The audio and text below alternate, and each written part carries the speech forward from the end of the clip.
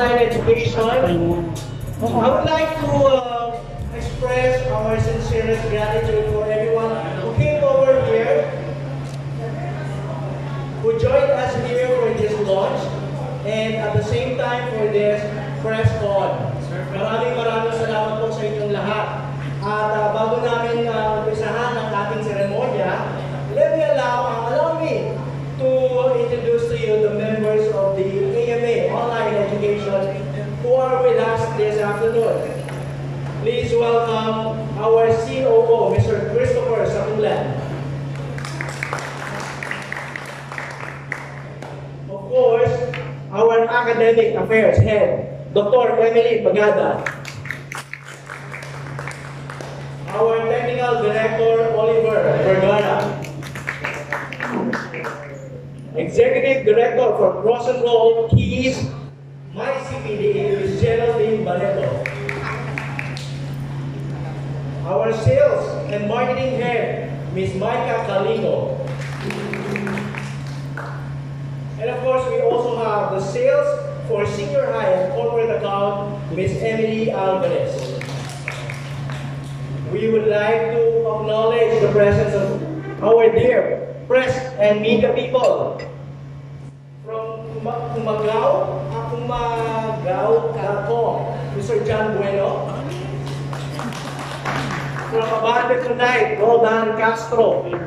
From Manila Bulletin, Jojo Panaligan. From Abante, Dondo Bermino.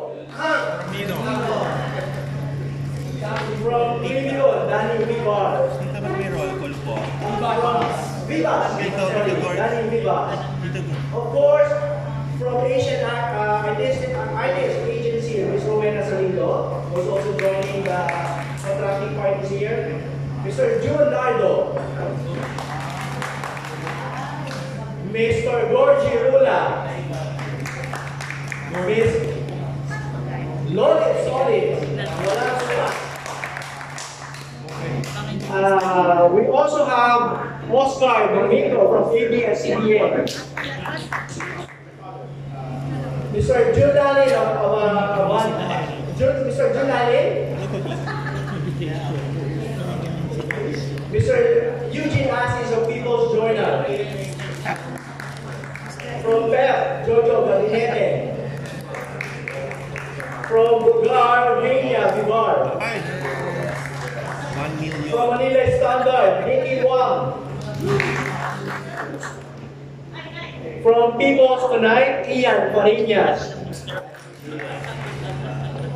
And of course, we have representative from tonight, Mr. Alan Diones. Yes. Also, we have Ms. Rowena Garcia from Abante. There you have it. Maraming salamat po. At this point, let me call in our COO, Mr. Christopher Sakulan, to give us a short and brief opening remarks for all of us here.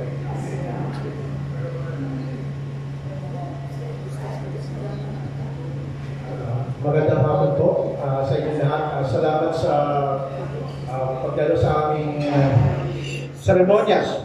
Signing between AMA Online Education and Dr. Boy Abunda. We are happy that Dr. Boy also accept our proposal to be our endorser for our masteral and doctoral program. You know, AMA Online Education, when we started way back 5 years ago, hindi namin nakalain na marami palang mga tulad natin mga Pilipino na nagtatrabaho na pero hindi pa tapos, at yung iba naman tapos na pero gustong mag-advance pa ng career nila. So we found that similarity with Doc Boy na despite of his busy schedule, nagawa pa rin niya makapagtapos ng kanyang doctoral program. So from there, na-inspire kami, and finally, ito na nga, Dr. Boy Abunda will endorse our online masteral and doctoral program for AMA Online Education. Okay. Magandang hapon and maraming salamat.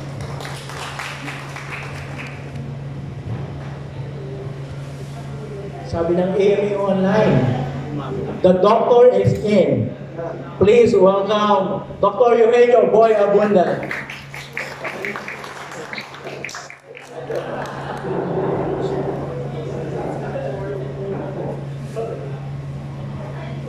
Sasalita ba ako? Isang malaking karangalan ang I've been asked to endorse this program dahil itong kwento ko, importante lang ang kwento ay maibahagi sa maraming mga tao na gusto pang mag-aral. I remember, hindi ako nag-graduate ng college nung ako'y nag-umpisa mag-host sa Channel 7. I didn't finish college, I didn't have a diploma. I went for the ETIA program. Ako'y, bakit ko ba gusto makatapos no? Nakalimutan ko lang nakatapos. Hindi ako tapos. I forgot that I had no diploma because I was busy making a living. I was busy working. Pero bakit? Isa sa mga dahilan dahil wala akong diploma sa aming bahay na naipangako ko sa aking ama at sa aking ina sa probinsya. Isang malaking regalo ang diploma. So I went for it. I graduated college. And then I remember it was in 2005. I was doing a show. And nag-aral ako ulit. I went for my master's. I went for my master's studies in communications. Natapos ko rin ito. Naalala ko pa, I was supposed to defend my thesis. I was in Cebu. I was interviewing governor then governor, she's governor again, Gwen Garcia, and back-to-back with Kenneth Cobot Pue. During breaks, nagre-review ako dahil Monday, pagbalik ko sa Maynila, I was defending my masteral thesis. So, busy man, I went for my master's. I defended my thesis. Naalala ko ito dahil yung aking advisor, doon kami nakikita sa Novaliches sa isang sing-along.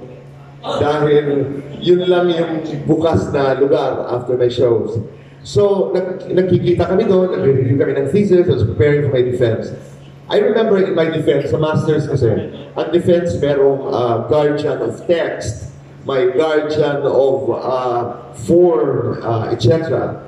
And ang pagkakaiba kasi ng defense ng master's at saka ng dissertation, sa masteral defense, pwede kang tulungan ng advisor mo. So, naalala ko, dahil nga sa trabaho natin, napaka-busy na nating schedules.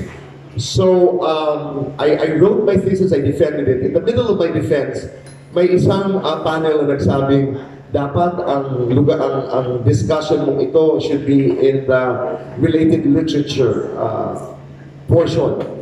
So ako'y nakikinig lamang dahil mahuhusay naman talaga itong mga deans, itong mga doktora, itong mga panelists na ito na binubusisi talaga ang iyong thesis. So sinabi ko, I was in total agreement with the observation of the panelists. Pero nakiusap ako dahil wala akong panahon. Ito kinikwento ko lamang para malaman natin na kahit sa academe, kahit napaka-rigorous, napaka-rigid na requirements, may puso rin eh. So I told the panelists, sabi ko, ma'am, I totally agree with your point, but can I do the corrections now? Ginawa ko yun. So sabi niya, we will give you 20 minutes to make adjustments of your thesis. Sinulat ko, handwritten. I made the correction that they raised in my defense of my masteral thesis. After 20 minutes, bumalik na yung panel, pinagpatuloy ko yung aking defense. And then, 20 minutes, pinapag-antay nila ko, makukuha mo kaagad ang grado mo eh. In my experience, I was given my grade, so I got my master's. Ang doctoral, ibang kwento. Yung doctoral, nahirapan ako ng gusto dahil medyo mahirap na.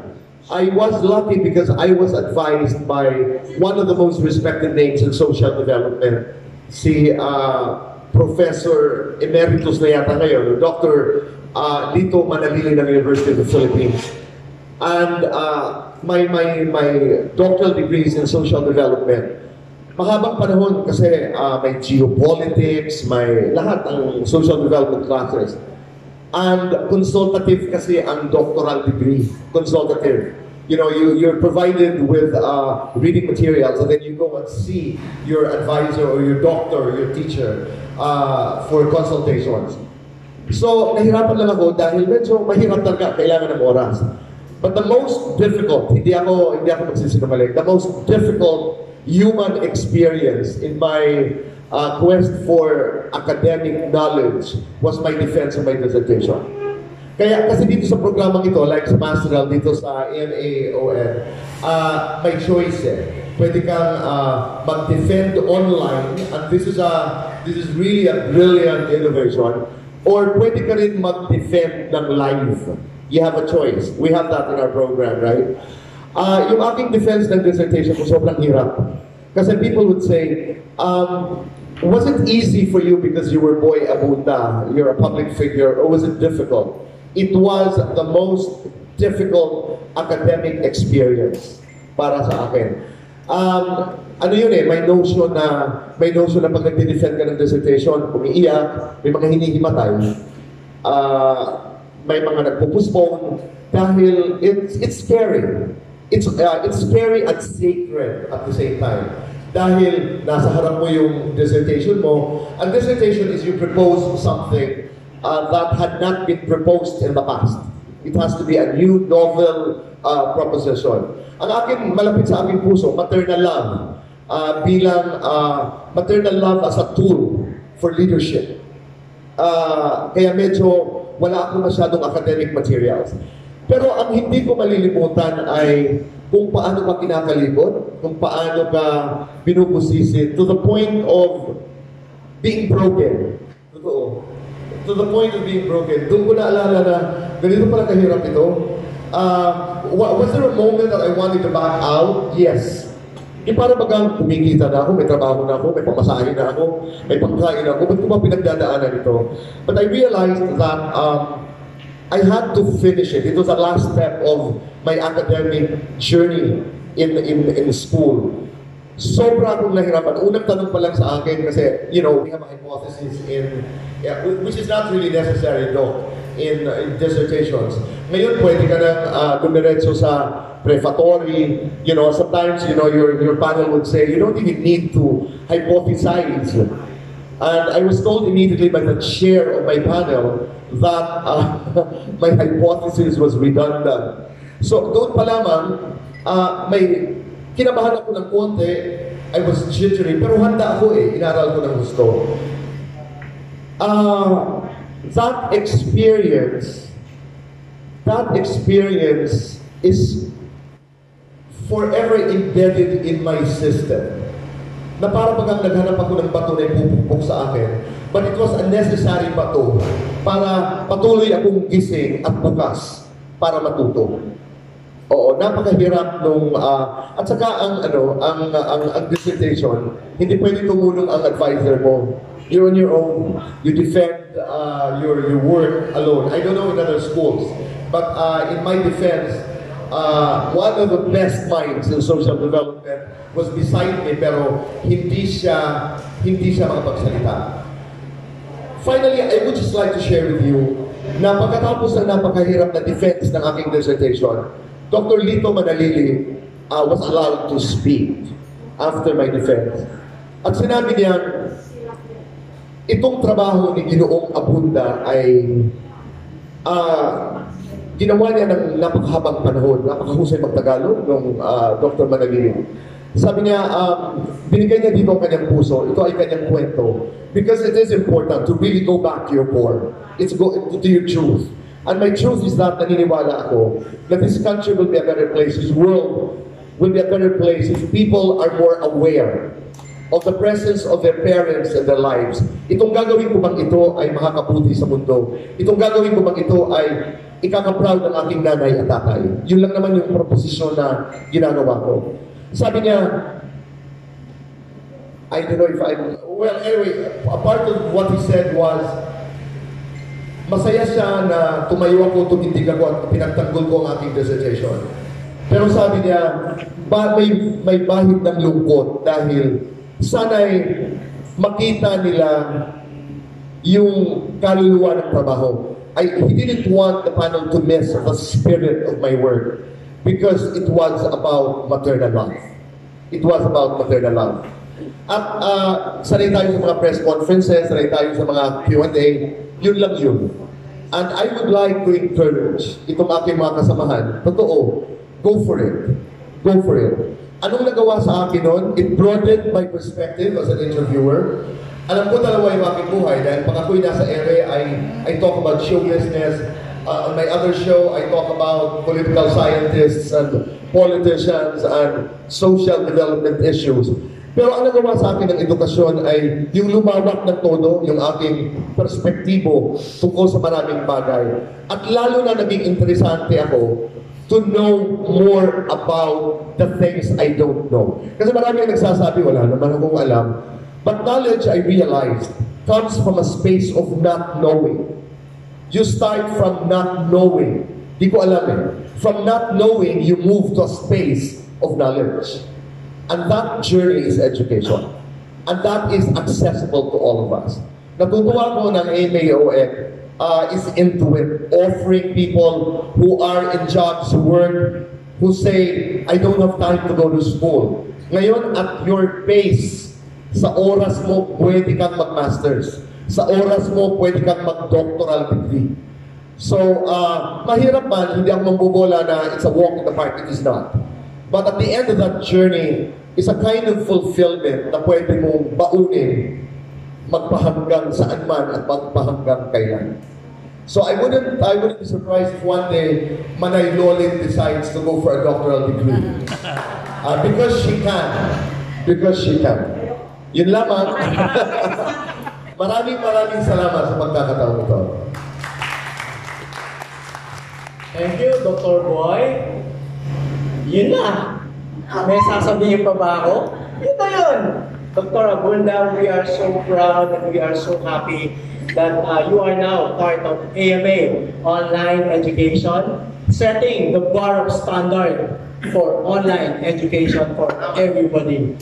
Alright, so at this point, we will now proceed to the contract signing between Dr. Eugenio Boy Abunda and AMA Online Education.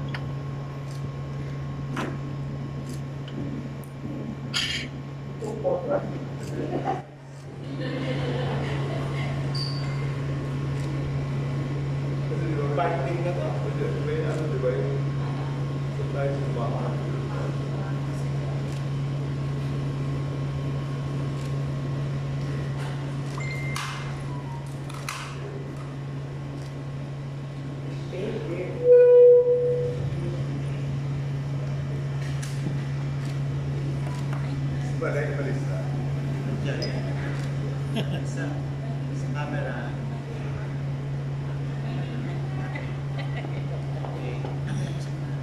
Okay. Nakatakip na. Ayan.